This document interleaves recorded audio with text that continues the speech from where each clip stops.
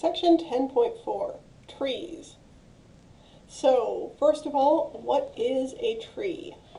If a graph is circuit-free, so that means it has no circuits, we say if it is a tree if and only if it is circuit-free, but it is also connected. We have a trivial tree, which is just a single vertex, and we also call something a forest if and only if it is circle-free and not connected. We're generally going to spend more attention on trees rather than forests, though. But let's start with some figures and see if we can determine whether or not they are trees.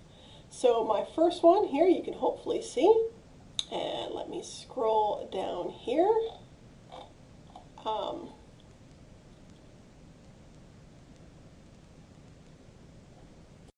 there we go, there's our answer. So yes, all of these are trees, so we have quite a complicated one here in A. B is a single point. C is simple, but everything's connected.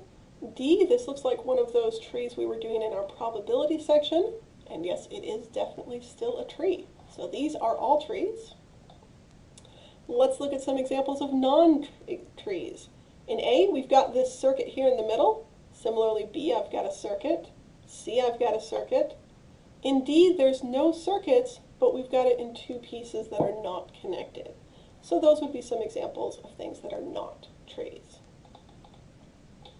Alright, so now that we've got some idea of what a tree is, how would we use something? So here's an example of a tree that would tell me placement in a mathematics class. So we've got some scores, and you can hopefully see what those scores are. Tell me whether or not I need to even take a part 2, and then it tells me which math class I should put this student in. So given that, let's say I have a student who got 9 on part 1 and 7 on part 2. Where do I put that student? So 9 is going to be this middle part, so I'm here in the middle, and then 7 on part 2 is greater than 6, so I'm going to follow the path here, and you can hopefully see my cursor. I'm going to put this student in Math 110.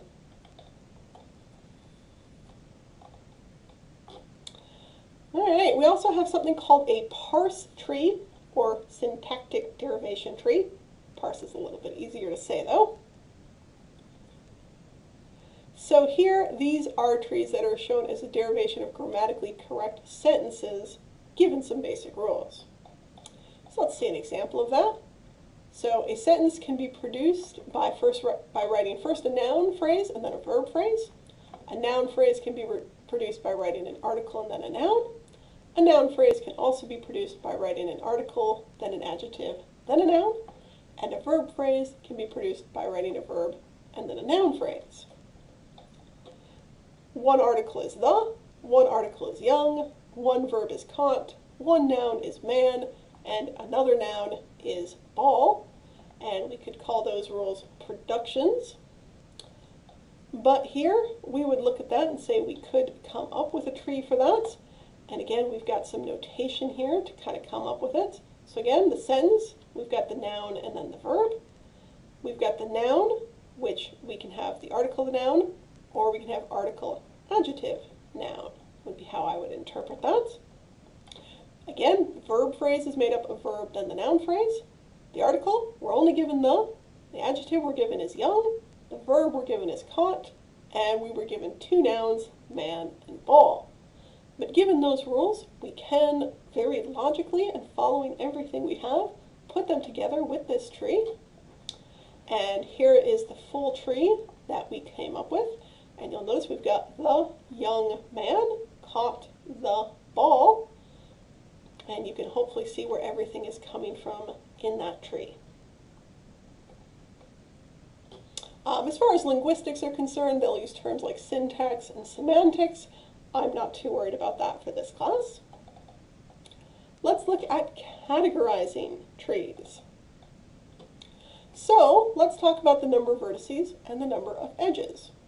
So if n is a positive integer, then any tree with n vertices, no matter its shape, will have n minus 1 edges.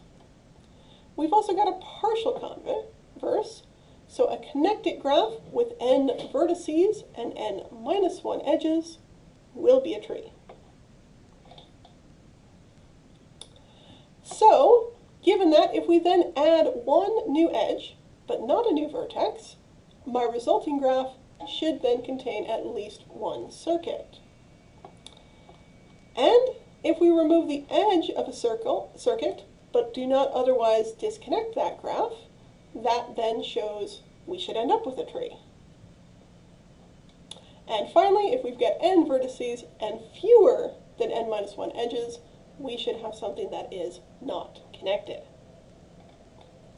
And we do then have a little lemma to go with that. Any tree that has more than one vertex and at least one vertex of degree 1.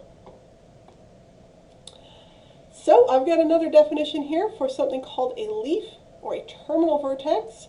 That is a vertex of degree 1, so it's at the edge. And if we have a vertex with degree greater than 1, we call it an internal vertex or sometimes a branch vertex. So here is a picture of a tree. So here, my terminal vertices or leaves are going to be V0, V8, V7, V5, V4, and V2. As you can see, they're all on the edge. They've only got one connector. However, these three on the inside, so V6, V1, and V3, those are all going to be internal vertices or branches. For any positive integer n, any tree with n vertices has n minus 1 edges. So we have already said that, but let's say it again because it's a big deal. So let's say I have a graph with 10 vertices and 12 edges. Is it a tree?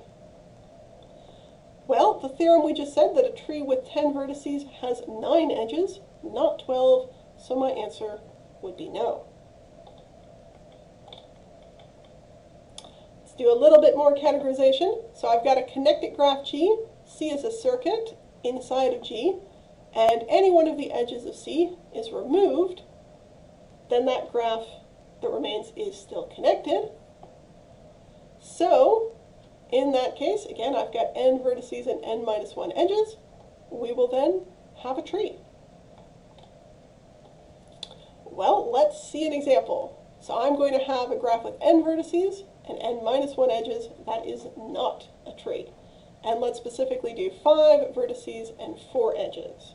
Now again, there's more than one way that we could do that. But if it's not connected, that's probably the easiest way. So I've got a triangle and then a line. And that's probably the simplest way to do that particular example. Again, as a reminder from earlier, if it does not remain connected, then we are not dealing with this vertex. So here it worked because it's not connected. And let me finish with, if I've got a graph with n vertices and m edges, where m and n are positive, and m is larger than n, then G will have a circuit.